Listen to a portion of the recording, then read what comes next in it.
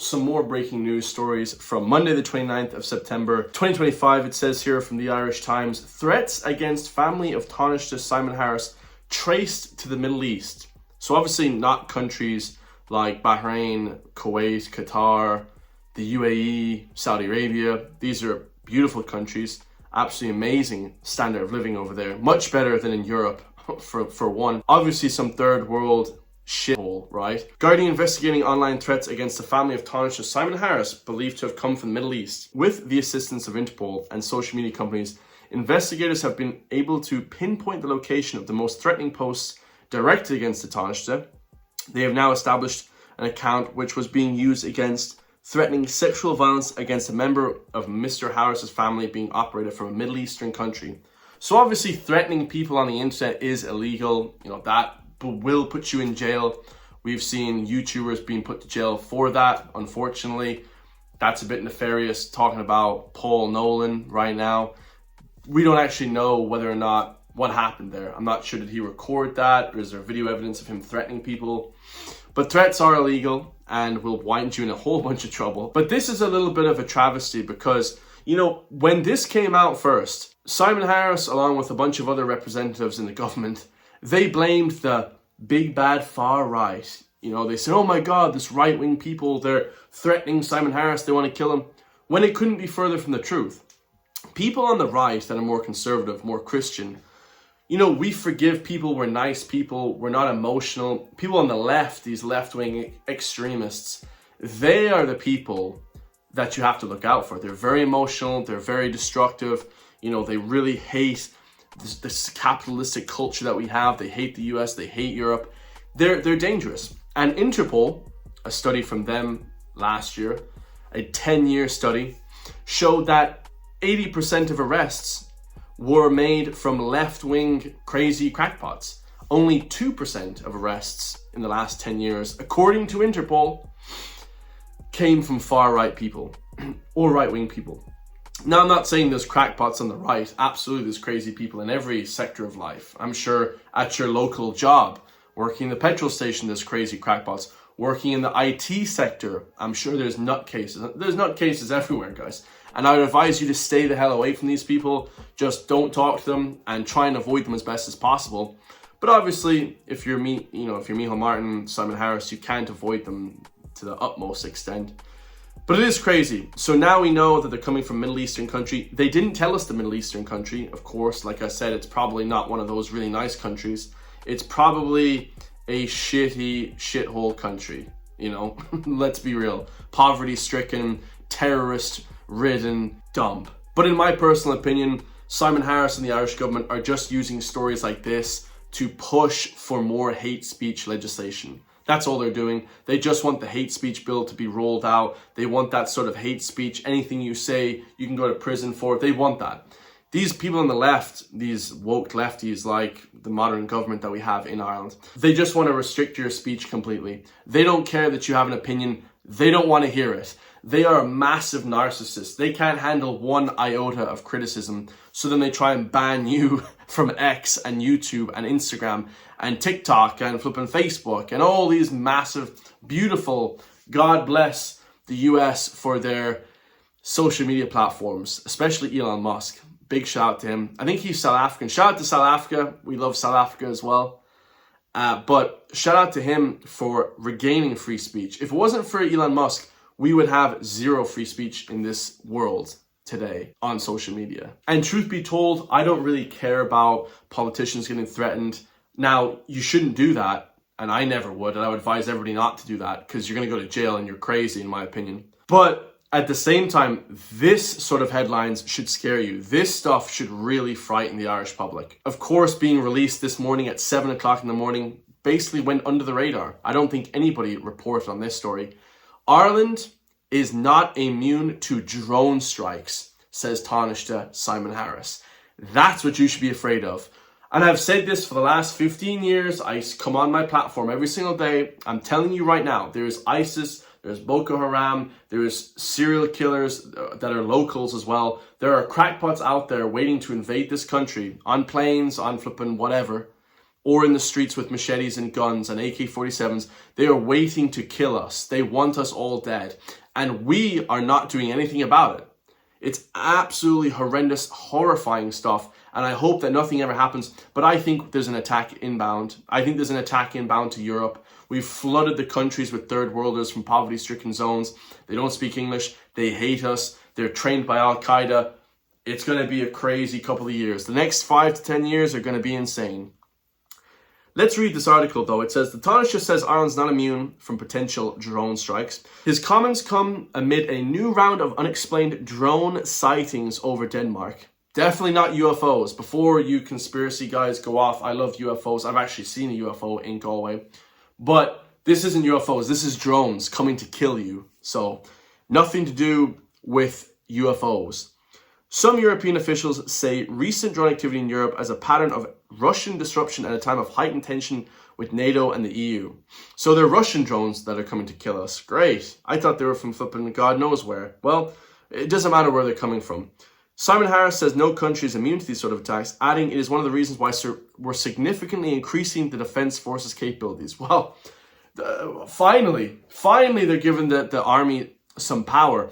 All I was reading about was putting the army and giving the army the accessibility to access your Facebook messages. So they'll see your dirty texts between you and Aoife. But while you and Aoife are walking down the road, hey Aoife, it's a nice day today. Boom! You'll get flipping hit by a drone in the head, exploded. Your body parts will be flipping all over flipping O'Connell Street, and they'll have to identify you with your shoes hanging from the flipping wires off the pylons. That's how they're going to identify you. So while you guys are all caring about hate speech and, oh, Aoife, we're sending messages back and forth between each other, some dumb shit, the government should be worried about massive impending terrorist attacks. Do you know what I'm saying, guys? Huge terrorist attacks inbound. Speaking to reporters at a veterans event this weekend, the Taoiseach and Minister for Defence said it's important government invests in radar capability. We don't even have radars. Shit, there could be Russian submarines in the harbour as we speak, listening to everything, waiting to hit us with an intercontinental ballistic missile. But we're over here worried about, oh, what's John over there? What's he texting? What's he texting his girlfriend? Like, just trivial, dumb shit, lads.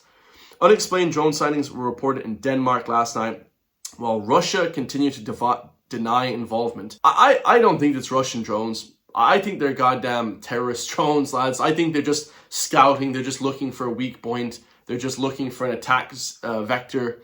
Just is what it is. Thanks. That's great. So while we should be afraid of drone strikes and terrorists coming in from other countries, the Irish government and the mainstream media are doing this, posting about far-right trolls who slandered Jim Gavin with malicious comments, has a history of false claims. So Kieran Kelly formed an anti-drugs group with convicted drug dealer. So this guy, the Waterford man who posted malicious online comments about presidential candidate Jim Gavin, previously launched an anti-drugs group with a convicted drug dealer and got involved in a feud with Sligo gangster Barry Young. Far-right fishermen. I mean, they're just trying to get you with that alliteration. Far-right fishermen, It's just complete nonsense, these articles. Who gives a shit? This fisherman, Kieran Kelly, who is originally from Helvick, near Dungarvan, emigrated to the US in the 1990s, but returned to Ireland for a couple of years over a decade ago and set up a group called Anti-Drugs Movement. All right, so who cares? So they're basically trying to discredit the comments made about Jim Gavin. Obviously, I made a video about that. Jim Gavin basically got accused of sleeping with some famous GAA hurler's wife, Cluxton or something. I don't know his name, Cluxton. You guys all know GAA. I don't know GAA. Cluxton. But also he slept with his daughter's best friend. It's not illegal, 40, 50-year-old man sleeping with 22-year-old. It's a little bit, whatever. But, okay, what is he being accused of being a sleazebag? We don't know if these claims are true or not. Who the hell knows? I don't know. I'm not taking fisherman Kieran Kelly, Captain Kieran Kelly. I'm not taking his word for it. I don't know, guys. Who the hell knows? But to just slander people like that, if they are false, why doesn't Jim Gavin sue him? Why doesn't he sue him for defamation? Why doesn't he get people to say, hey, that didn't happen?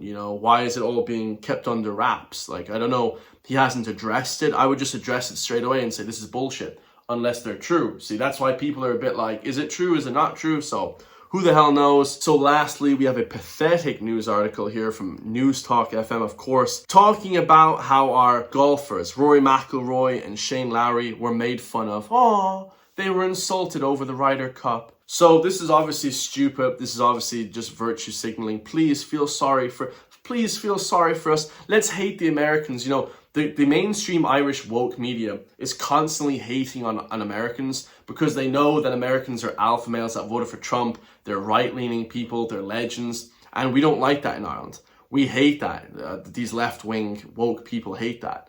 It is what it is, guys. Let's listen to the shameful story. I mean, we should all feel sorry. You guys should feel sorry for Shane Lowry and Rory McIlroy.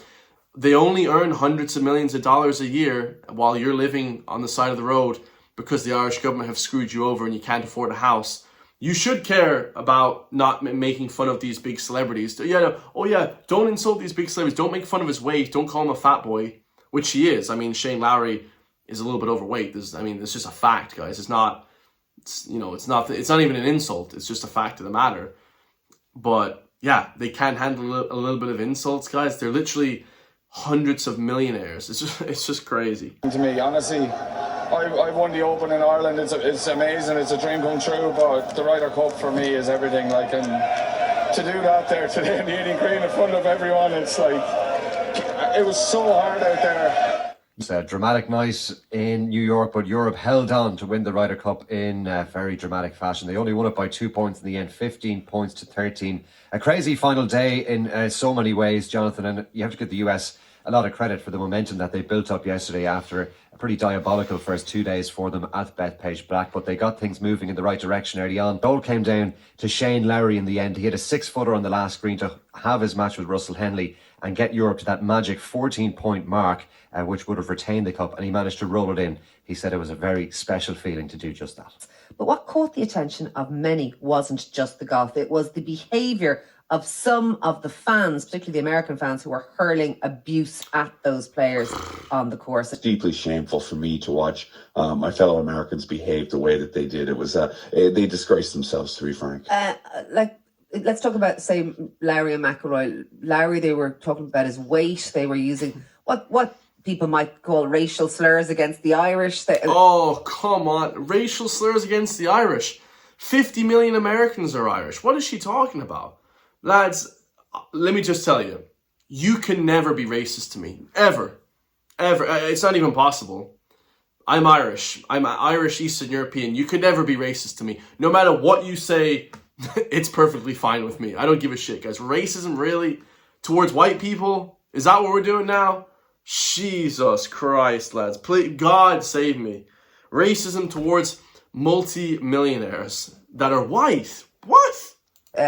McIlroy, they're having a go at his wife. I mean, it was pretty low, some of the things that were being said.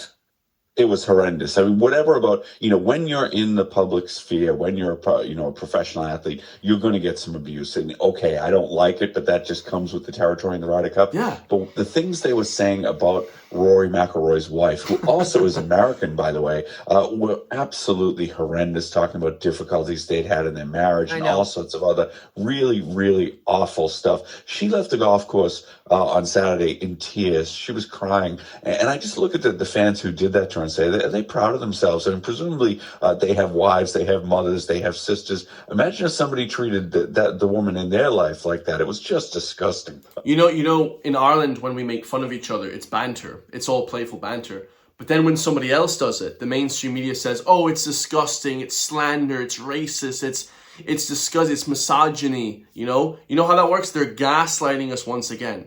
They are gaslighting us once again. How disgusting is that from the mainstream news, guys? The mainstream media is dead. They're literally dead and dying. Of course, it's pretty horrendous to see people being made fun of. I'm sure she'll be okay. The wife of Rory McIlroy, she'll be okay.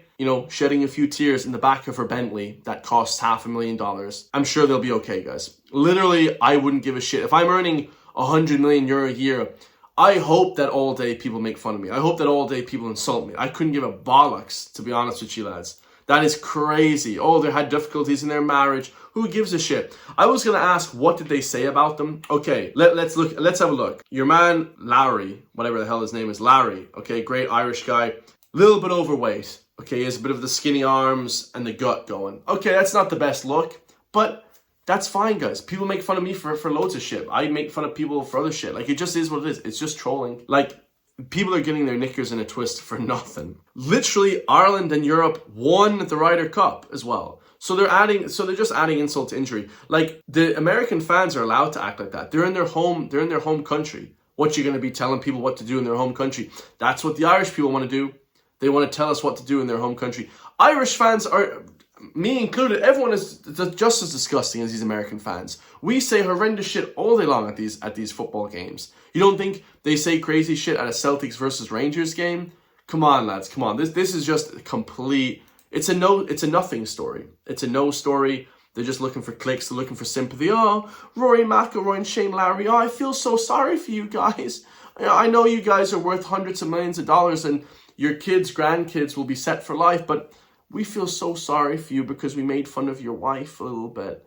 Come on, lads, come on. This is just the sport. Like, obviously, if you're saying it to somebody on the middle of the street, don't do that. That's crazy. That's like unprofessional. And you're looking to get killed, right? People will start to fight you.